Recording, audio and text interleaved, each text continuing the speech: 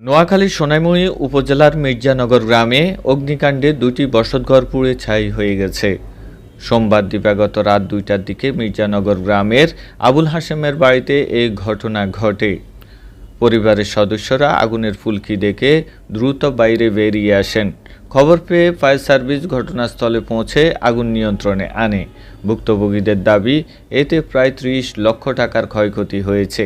শুইবার পরে যায় আবার ঘুমাই গেছে। আর ঠিক রাতে ২টা বাজে আমার এই পুত্রবধূ দেখতে আসে যে আমাদের পূর্বের ঘরের মধ্যে, আমার ঘরের সাইড হেঁটে আমার ঘরের সাইডে দিয়ে একই ঘর দোনোটা আমার ঘর হেঁটার মধ্যে আগুন লাগছে যদি হে করে যে আম্মাকে আম্মা এই আপনাকে ঘরে হেনের মধ্যে তো আগুন জ্বলতে আসে, এই আব্বারে সেলার না যদি আমি উড়ি দেখি যে আমি কিন্তু এই দুয়ার দিয়ে বাড়িতে পারি না, বাড়ি গেছে হে কিনার দিই বাড়ি যে দেখি যে আমার ঘরের তুলির উপরে ঘরের তুলির উপরে আগুন জ্বলতে আসে আর আমার বাড়ির ফর্দার মাধ্যমে আগুন জ্বলতে আসে। জ্বলবার পরে দিয়ে আমি তো সিল্লাইতে আসি, আমি সিল্লাই মেথায় ব্যাগ মানুষ তুবাইতে আসি, ওই টাইমে আমি সিল্লাই ব্যাগের সমানে তুবাইতে আসি, তুবাইবার পরে যাই।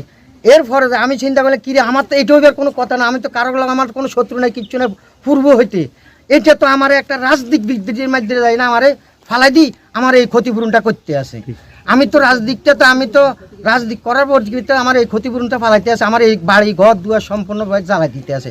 তখন আমি চিন্তা করলাম যে রে আমি যে কিছু কিছু মানুষের লগে কইছি আমার যত কিছুর বিনিময় আপনারা আমার বলে দিব নাই না, এইটাই ধানে শেষ করলাম কা তারেক জিয়া ইয়ে করলাম দল করলাম কা, এটাই আমার শত্রু, আর কোনো শত্রু নেই আমার।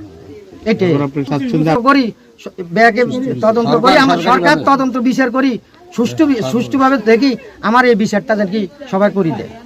আমার নগদ আর্থিক স্বর্ণ আমার ছেলেবেলায় রাখছি, আমি আমার আর্থিক স্বর্ণ আছে ধরো আমরা ৫ লক্ষ টাকার মতো, এই স্বর্ণ পাই না, এই যে কম্বল নতুন কম্বল সব আমি আমার ছেলে বেলে টোটাল আমার বাড়ি ঘরের জানি সাথে মিলে এক রাতি ৩০ হইতে ৩৫ লক্ষ টাকার মতো গেছে।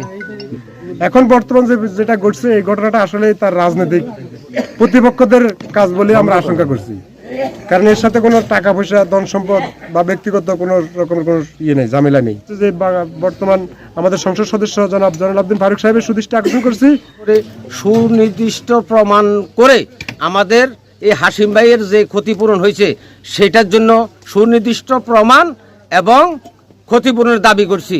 আমাদের উপরে হামলা মামলা সবকিছু আজকে রাজনৈতিক ইলেকশনের পরে আজকে শুরু হয়ে গেছে, এগুলা এবেলে নির্যাতন।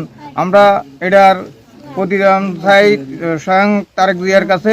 তার আমি মনে করছি কারেন্টের তারে তো আগুন লাগিয়ে গেছে না, খোলা তার তো ঘরের উপরে আছে। এই এত বড় ক্ষতি করেছে আমার মামার, এমন মেডিসিন মেরেছে উপর থেকে আগুন লাগে সব জলে কইলে হয়ে গেছে।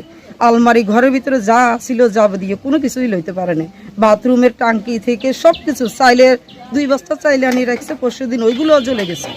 রোজার ইফতারি বাজার আনছে ওইগুলোও জ্বলে গেছে।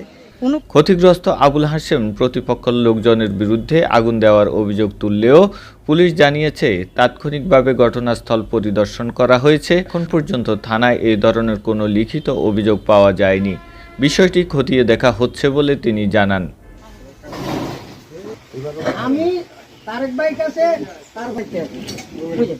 আমার ক্ষতিপূরণ, আমাদের এই ক্ষতিপূরণ হইলো আমি